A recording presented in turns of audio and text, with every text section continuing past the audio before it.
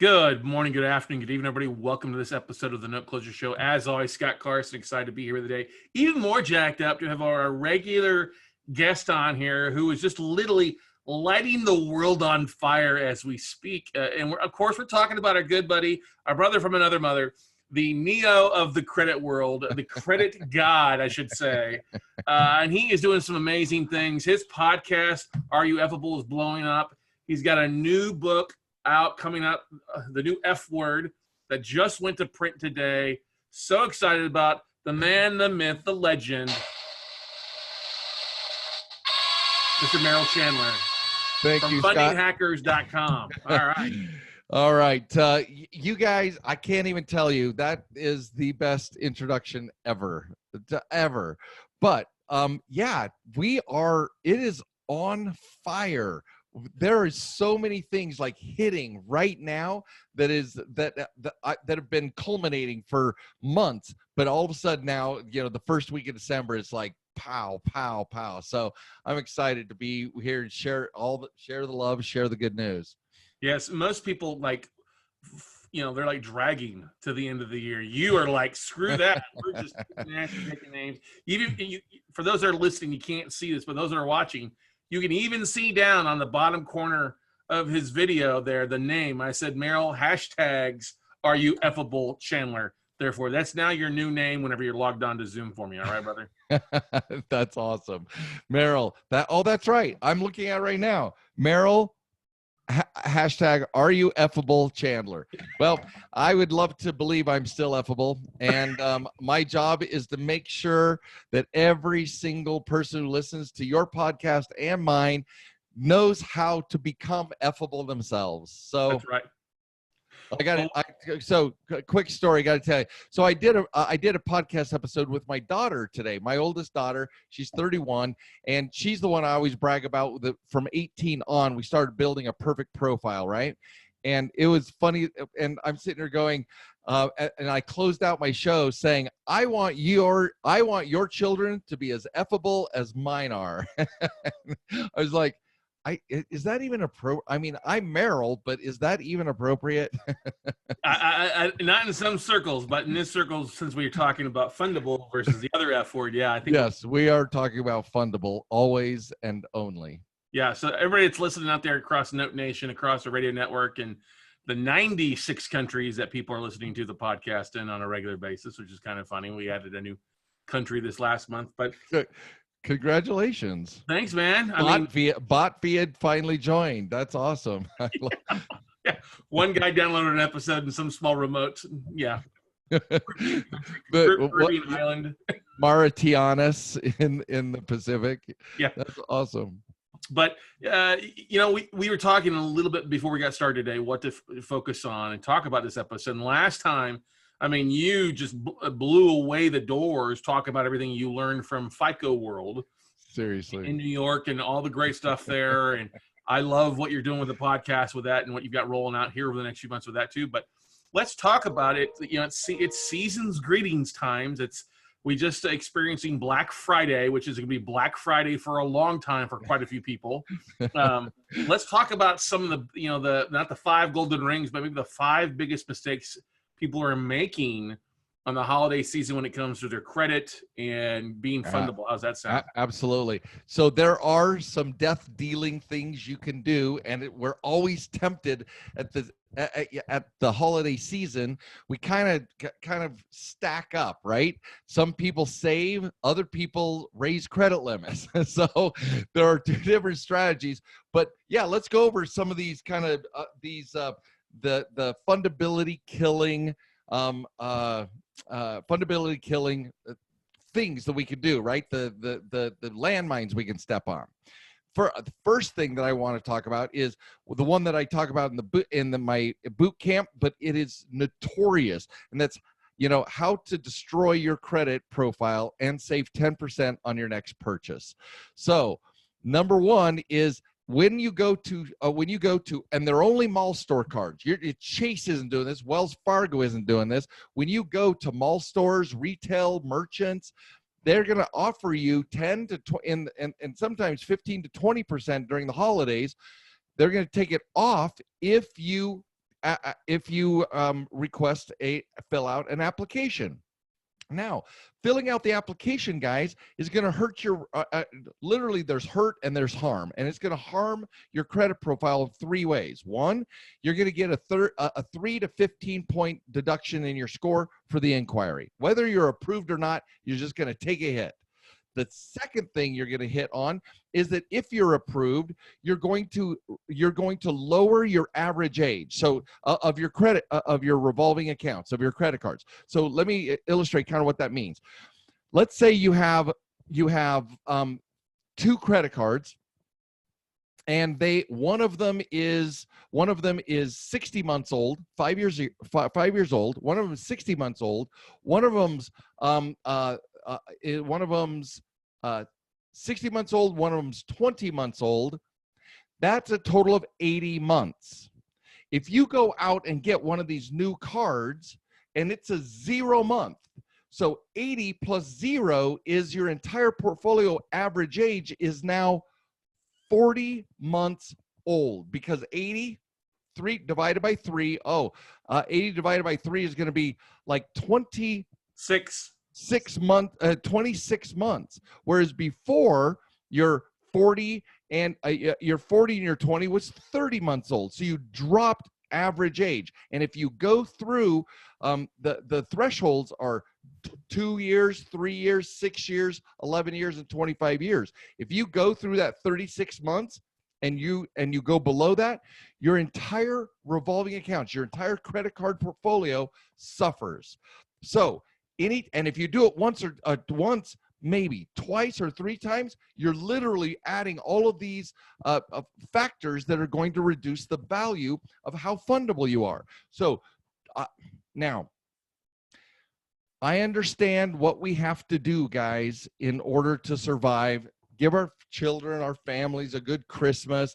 I understand all those things, but just know I want you to make these choices based on how much it's going to cost you, because I don't care what you do as long as you're aware of what the price you're going to pay. Fair enough? But this is one of those things that is just deadly for your profile. And and the third thing that harms your profile is the card you get accepted for is a junk card. It's a 40% tier 4 garbage card. No, the lender is going to give you a $50,000 business line of credit on your Buckle or Victoria's Secret or Home Depot or limited credit card reputation. So those are the 3 ways that is going to harm you if you accept that offer. And unless you're spending $60,000, maybe we can figure out a way. If you're spending 60 grand at Target, great, you're going to save $6,000 to $9,000. Then let's figure out something to do about that. Otherwise, to save $20 or $30 or $50, guys, it's not worth the price you're going to pay over your fundability. Wow, that's a big thing there. But we see that everywhere we go. Everywhere we go, we see that at all of the stores that offer it up there. I mean, it's I would say it has replaced the get your free T-shirt and sign up on a college campus kind of thing, which was right? The death of a lot of students early on. Yeah, it is huge. What they're doing is huge. All right. So that's the first thing. So don't sign up for the FACO, the crapo cards to save you 10%. They'll save you 10% to ruin your credit for months. Yes, for years, because if you don't, once it's on there, then turning it off or shutting it down will negatively negatively hit your profile as well. Now, number 2, another big one is that shoppers tend to want to raise their limits so they can do more shopping. This has 2, and so this is number 2 and number 3, because raising your limits is bad juju. But the other thing is that number 3 is that when you raise your limits, you have a tendency to raise 2 other factors. One, you're going to raise your utilization. When your balances go up, it's harmful. But let's say you've kept, let's look at the 24-month look back period. Let's say that you're looking at, I guess we're going all techie on this one because that's really where the juice is this time, Scott. Let's say that you've had, for the last 24 months, you've had a $10,000 worth of credit limits. So we'll just pick a number, $10,000 worth of credit limits. So FICO measures over the last 24 months how many limits you have, right? So you've got $10,000 worth of limits. It's been consistent. If all of a sudden you go raise the limits on 2 or 3 cards that make up that 10 grand and you go to 12 or 13 or 15 grand, just the limit increase itself could trigger a red flag against your profile. And the reason is that you've had this long history of doing nothing, and then all of a sudden you need money. Bad message to send, and that's going to trigger you again. That message is going to harm your profile because you're looking at needing money, right? You didn't do another $1,000 every 6 months to grow it. You jacked it all up at one thing. So that's number 2, is raising your limits too fast, too quickly is going to send red flags to your fundability. Second thing, or I'm sorry. So the second third of thing, 2, so number 3 basically right yeah. now. So so number 3 is associated with it. When you have that higher limit, you may have what's called, depending on your profile, you may have what's called too much available credit. So you can have too big of balances, too high of balances, and you can have too high of limits, right? And the ratio between those is we teach it, of course, at the boot camp and everything. It's in my book. But you have to keep your balances down and your limits within a certain percentage of your income. Now, I don't know what it is for each one of you, because that percentage in your income is based on your profile quality. What your total debt load is, what your total limit load is. But every single borrower, every single one of you listening, there is a perfect limit. A number of limits, and anything above that is too much available credit and you're going to get hit. All right. Then to go with that, when we raise our limits, most of the time we give ourselves an opportunity or an excuse to raise our balances, and that's where utilization will kill us through and through. We'll just pull the rug out from underneath us, because especially if we've had X balances, I don't care if you're carrying 7% or 20% or 30% or whatever it is you're carrying. But if you all of a sudden jack it to 2 or 3 times that, 10 to 20, 20 to 40, 40 to 80, whatever you're triggering FICO and lender protection strategies.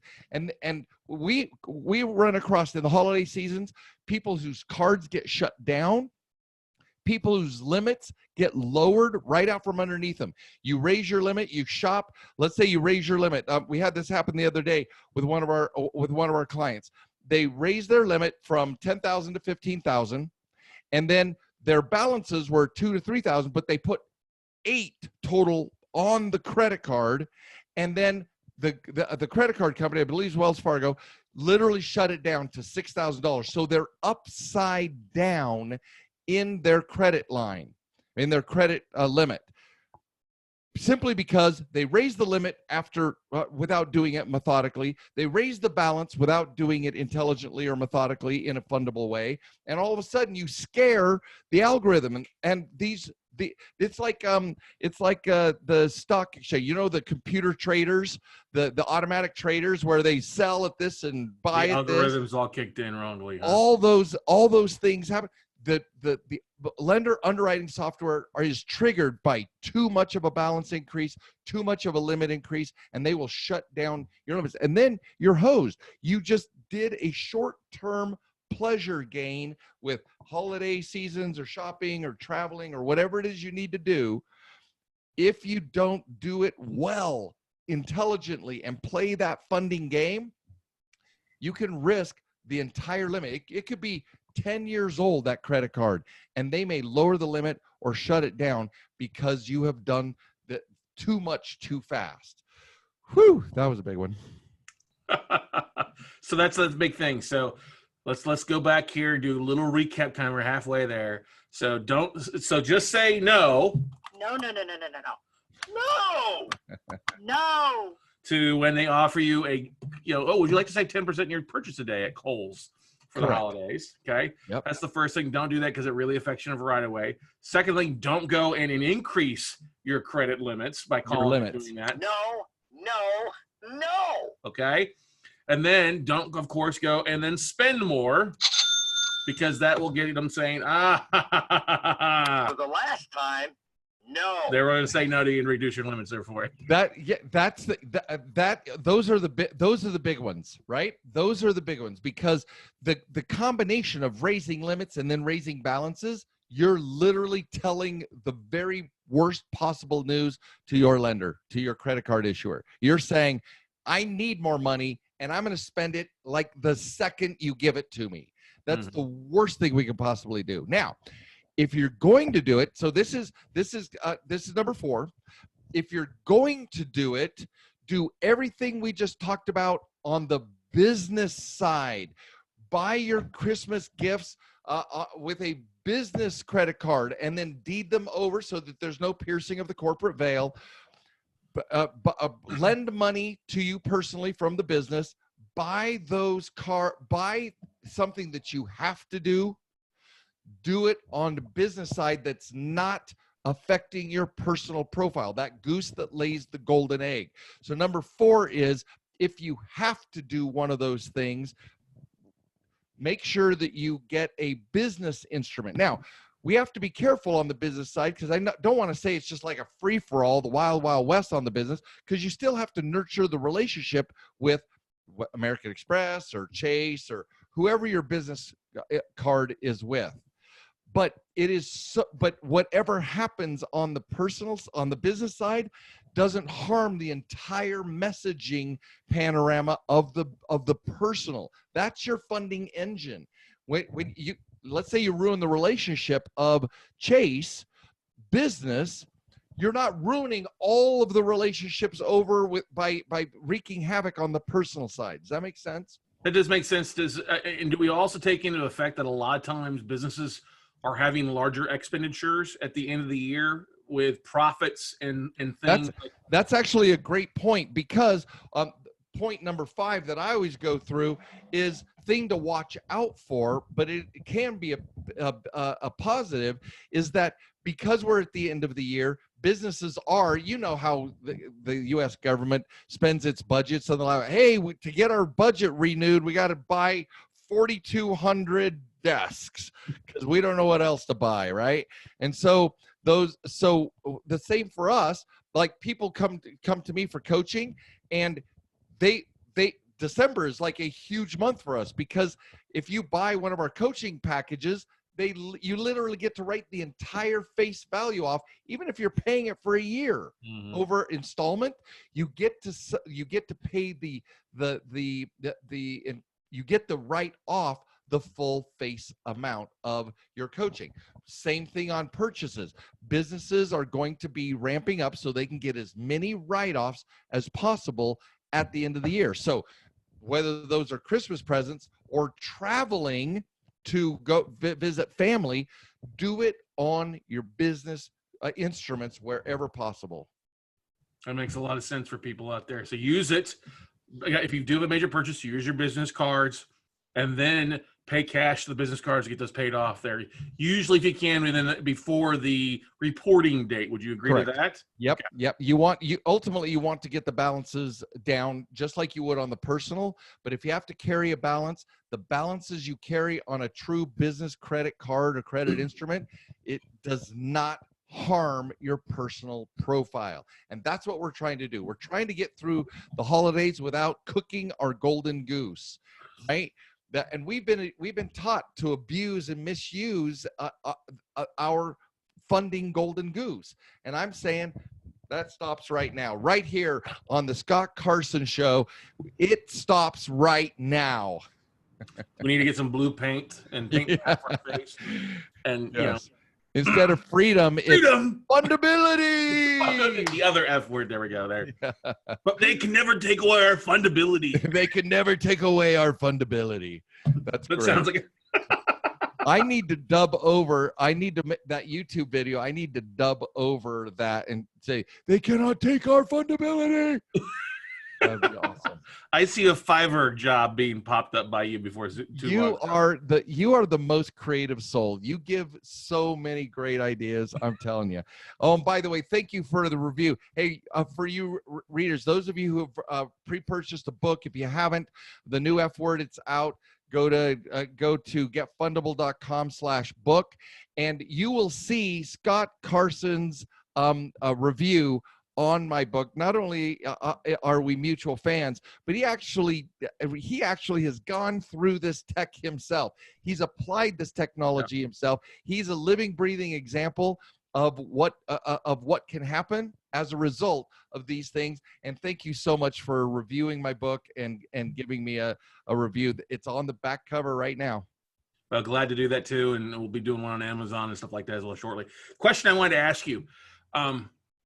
As people are working on their personal credit line, so they're working on their personal, get everything in shape, and the seasoning issue you mentioned about, hey, having the months in place for new credit card, is it a bad thing or is it a good thing if they go to their major bank and say, take $1,000 and add a business secured credit card, like taking $1,000, because a lot of times businesses, especially the major banks, will do a secured order. Okay, we'll take $1,000 from your account. That's the limit you have. Right. But we'll set it up under whatever entity you want, your LLC, and starting that process. Because then as the business card, if it's not attached to your personal credit, is that a good thing to do to start kind of get that timing going?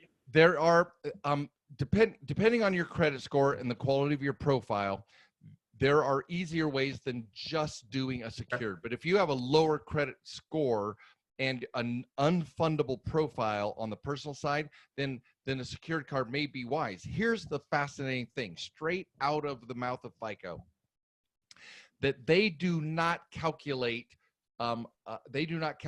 secured cards and unsecured cards differently in their modeling. And here's why.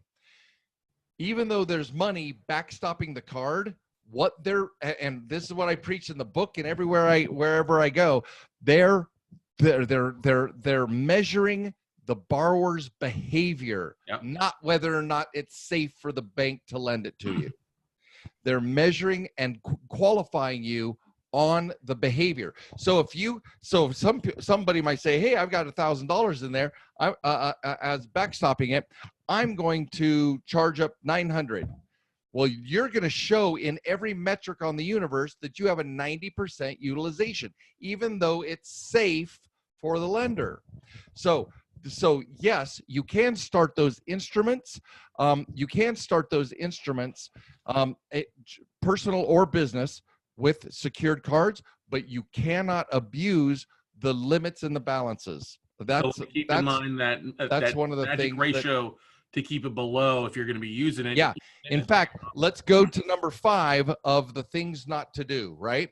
Yep. So number 5, guys, is that balances are everything. I said don't go jacking up your balances, especially if you've raised your limits. But I'm going to give you the numbers. 38% is highest you want a credit card to go. So let's say you've been carrying a $10,000 balance or a $10,000 credit card limit, and you've been tooling around. You don't want to go over $3,800 in that credit card. Now, if you get it raised to, if you raise that limit, right? We've already said that there's a risk there, but it's safer if you do not go over the 38% of the 15 grand, which I don't know what that is, but I'm saying never go over 38. Spread your purchases, your flights, your family activities, whatever it is, you need to spread it out so that no card goes over 38%, because you were ruined. You go into the risk department the second you're over 38, 38%, whether that you've had that card for 20 years or 2 months. Risk looks at certain balances as risky. Then the risk department reviews those balances. So that's what you want to do. Even if you raise the limit, don't go over that 38%, because if you do, then you have 3 aggravating things. You're raising the limit, charging it up past the 38%, but the 38% also has a double trigger that you go into the risk department. So there you go. That makes a lot of sense there for people. So if you doubled your credit line from 10 grand to 20 grand, let's make simple math there. Don't go above the 38%. Stay at that aspect there. So 10 grand, 3,800. Then when you want to increase it to 7,600, stay below there. Try to pay it down. Best case, if you can, hey, use your other business lines of credit, business cards to do that stuff. And then that's the stuff. And then offload. If you have to use it on the personal, if you can write a check from one of the credit lines we helped you get, or a balance transfer, make sure that you move anything you can, carry any balance you have to carry, do it on the business side, and you will be rewarded. You shall be rewarded. So we want to make sure that you guys play whatever game, however you're playing the funding game, make sure you're playing it the best you possibly can. Now, I'm the first one to tell you guys, sometimes we just got to do what we got to do, and no harm, no foul. I'm just trying to give you as much insight as to how it might hurt you or harm you given your particular situation. So there you go. Good. Now, are some things that pop up at the end of the year that are good things to maybe take advantage of? Because one of the big things that we see right now a lot are, get the new trucks. And we see often a lot of great deals on motor vehicles at the end of the year. Best time to buy is in December. You get the biggest discounts. They're trying to move that inventory off their books. Are there some things that they should consider when they're looking at buying a new vehicle at the end of the year? Yeah. One thing, that's a great point. One thing that I like to tell my students and clients is that what you need to remember is one of the things to move this is 0% interest, right? They're like, now here's the problem with the 0% interest. I just know what you're doing before you go do it. 0% interest, those same the same manufacturers, the same dealers are offering either 0% interest or X dollars in rebate. Okay. Here's what most people don't know. When you get a 0% financing, that's always by the captured finance company. So GM's going to have Allied and Toyota Motor Credit and Nissan financing, right? The 0% are all tier four lenders, and they're not as high a quality of lenders when you're trying to build a fundable profile, especially for business credit, right? So that 0% is always offered there. But what people don't know is that 0% to get 0%, you have to have A grade credit, right? At least a 720. That 720 credit score, which is a paper for automobiles, means that the very rate you would get from your current lending institution, your current a pre-approval from a credit union or otherwise, that rebate is going to be the exact amount of interest that would be saved by doing 0%. Are you with me? Am I making sense, Scott? It's a shell game of what you would save in interest on that is that they would deduct from the amount of the vehicle. Correct. Shell game. But what serves us effable folk is that we know that we're going to go get a tier 1 or tier 2 loan and on a lesser amount than the amount that would be 0% interest from a tier 4. And the tier 4 is a soul crushing contribution to your profile, whereas a tier 1 or tier 2, even a credit union tier 3 is better than the tier 4. But the money is identical for that same A paper tier 1 credit score. So most people don't know, oh yeah, I don't want to pay interest. You're just paying the amount of the rebate. So go get a tier 1, tier 2, or if you have to, tier 3 loan on a lesser amount than would be in your 0% interest. There you go. Now, is it also valuable that if they're doing the financing to put a little down and then put make your first payment a sizable amount? Yes, whether it's zero money down or you put a little bit down, but if you will make a 2, 3, 5 payments worth on the first payment, even within the first 90 days, if we can get your balance to go faster than the term is expiring, then you're going to be ahead and you're going to be sending an amazing message to your lenders. You want to, so I like to get my clients and students down to 90% as fast as possible, whether that's the first payment, you make a full 10%, or over 2 or 3 months, as fast as you can get there, ahead of your normal monthly payments. Get to 90% as fast as possible, and you will reap the benefits. You shall be rewarded. You will reap the benefits again from your astute fundable moves in this arena. So that's a good thing there. So that's the big thing. When you walk into a dealership, if you're going to do that, make sure, hey, figure out what the number is on the basically come to the bottom line on the vehicle cost, then reach out to your financial institution for financing, correct?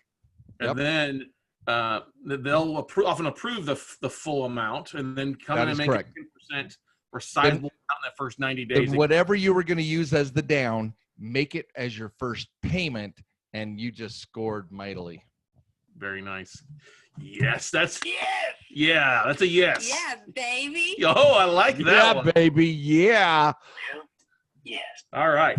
So that's a good stuff. Is there anything else that around the end of the year, new year, other than what we said, that the face value of any of your purchases that you finance are write-offable? I think that covers most of the ones that I coach. Now I'm giving advanced level coaching to your listeners for what we teach our clients. So, but those are the big ones between the last half of November through the end of the year. That's what we coach our clients on, is how to manage what they're doing so that there's as little impact as possible. So I want to throw something out there. This is something we talked about during the Funding Hackers class. And I know a lot of people are thinking about this stuff and how valuable having a mortgage on one's account is. And I only bring this up because I had a student recently who owner financed a property, and they were trying to get refinanced out and could not get traditional financing because they were not structured properly on some things. And so the big thing I would say, we'd agreed on this, is that we see all sorts of notes and property. There is nothing against your entity financing a property to you and then having that loan serviced by a third-party servicer. Now, like Madison's our servicer, and I've already double-checked this with them. They would only report it to one credit union, not going to report it to all three. But having it reported to one is better than none. Than zero. Than zero, right? For that stuff. And then just paying, you're just basically technically paying yourself to build that credit line, to build that mortgage credit if you don't have a mortgage on yourself. Yeah, if it shows up as a mortgage in that reporting system, you've got at least one. We don't like to spread between 2 or 3, but like I said, something is better than nothing. Yeah. Well, I only say that because I have 0 mortgage credits on my line. That's one thing I'm doing beginning of the year. Well, for decades now, the only mortgages I've ever had have been investment properties. My lifestyle, I have a roommate now. He's the single largest, most successful $1 million flipper in Salt Lake City. I live with him and we have a great. I'm never going to buy a house again. I mean, non-rental property again. So many mortgages on my credit report are all investment properties. I don't have the lifestyle. I'm always on the road. What is it? 3 weekends a month and everything. So I just have a good life. Just a okay life there for you.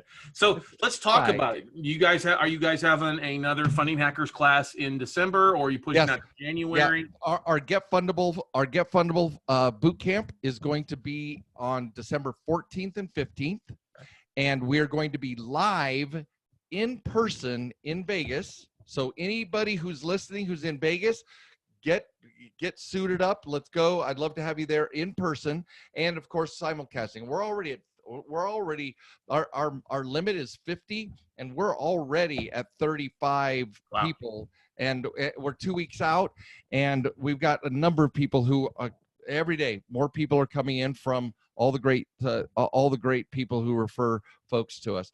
But yeah, December 14th and 15th, we're going to be in person live in Vegas, and then we'll simulcast to anybody who can't make it to join us in person.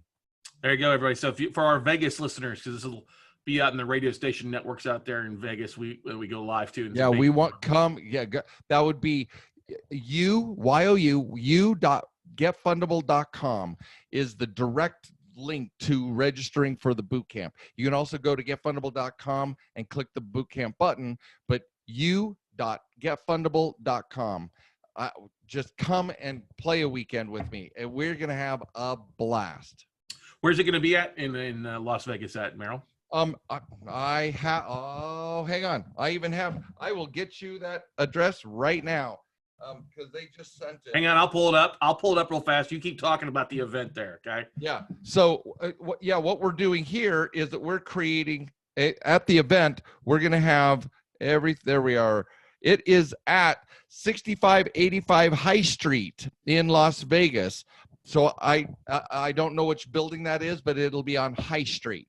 So 6585 High Street, Las Vegas 89113. There we go. Very nice. Very nice. That'll be fun there, especially if it's snowing in other places of the country. Like Especially when it's snowing in Salt Lake City. Also, guys, we just went to press today. Today, we went to press on my book, The New F Word. So if you haven't gotten your copy yet, seriously, to grab a copy. I'll cover the cost of the book. If you guys will cover shipping, the book is free. And I just want to get it into your hot little hand, and let's get fundable. That's why we call the boot camp that. Is there's no excuse. We got the tools, we got the tech, we know what needs to be done. Let's just do it. Let's get fundable.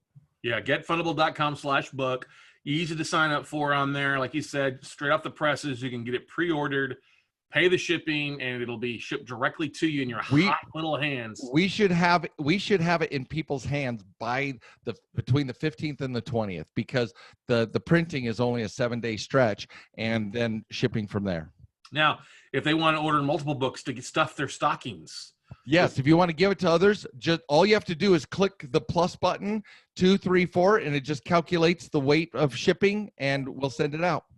What a great way! What a great and by the way, it's $19.95 on Amazon. That'll be coming out here over the next probably 2 to 3 weeks after the website does.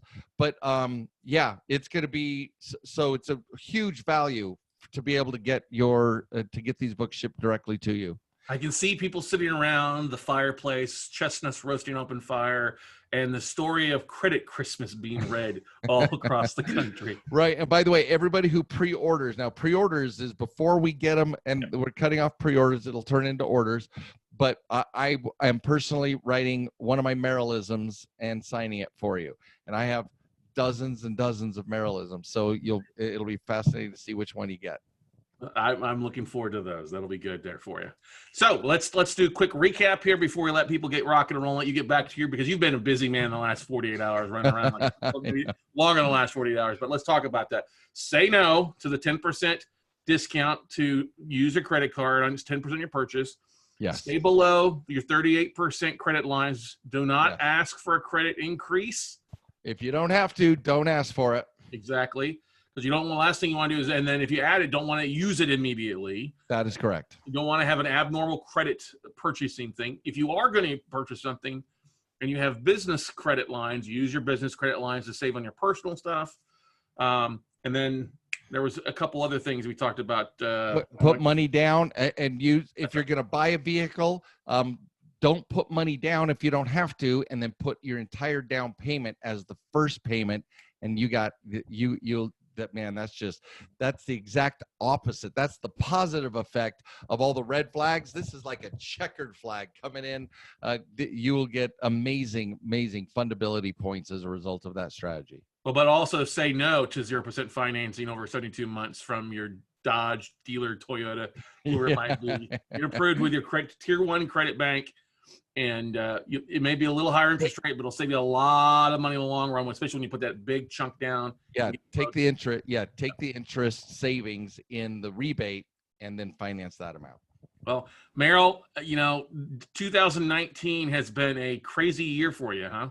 It has been, yeah. I've been buried in this book for literally months, so I cannot wait to get back out on the road and just continue to teach people that there is a different way. You don't have to be unfundable. You don't have to be stuck. You can buy notes. You can buy real estate. You can take down properties if you have the financial instruments. And to have the financial instruments, you just need the reputation, the profile, the fundability, and that's what I'm here to make sure that you have. I want you to be effable, everybody. Now, if you also have the opportunity to go over wherever you listen to podcasts and check our Are You Effable podcast too that Merrill's launched over the last, 60 days now? 90 days? 60 days. Any surprises on the podcast of what you're getting feedback and listeners? Because it's really rocking. No, yeah, it's doing really well, and our slope is like this. It just continues. In fact, I'm trying to stay ahead. I'm at three podcasts a week because I got so much to say, and people are like sitting there gobbling it up as we produce every new episode. So, yay! I'm loving it. Well, you need to take some time, obviously, after the 14th and 15th. In Vegas, take some time to recharge those fundable batteries that you've got there. Can I tell you how I'm going to do that? I don't know how much of a recharge it is. My kids and I we're like diehard Star Wars fans, so we are doing a 24-hour marathon of all the episodes from Christmas night, the 25th, all the way through Christmas, the day after Christmas, the 26th, and then going to the new release live as a family. So we are bringing in food. It's 24-hour marathon. Well, may the force be with you, my friend, and have a good time with that. That sounds like definitely a lot of fun. Definitely. Yep. So that's how I'm playing Christmas, because I get my kids on Christmas night, right? Other parts of the family have them at other times.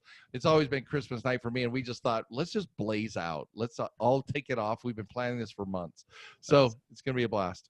Good stuff there, man. Well, hey, thank you so much for being such a big part of the podcast and always just bringing in great stuff to our listeners out there. And looking forward to 2020 and all the great stuff that's going on with people are taking advantage of it and implementing what you're teaching and really changing the world one borrower at a time, as we like to say. Yep. Thank you so much, Scott. Thanks, Merrill, buddy. We'll talk to you later. All right. Bye now. All right, guys, that's going to wrap it up for this episode. Take some notes. And the to-dos and the not-to-dos that Merrill just shared with you when you're out in your shopping experience or when you're looking at stuff in stockings or buying stuff here the Christmas holidays. Be smart, take action, learn, and we'll see you at the top. Bye, everybody.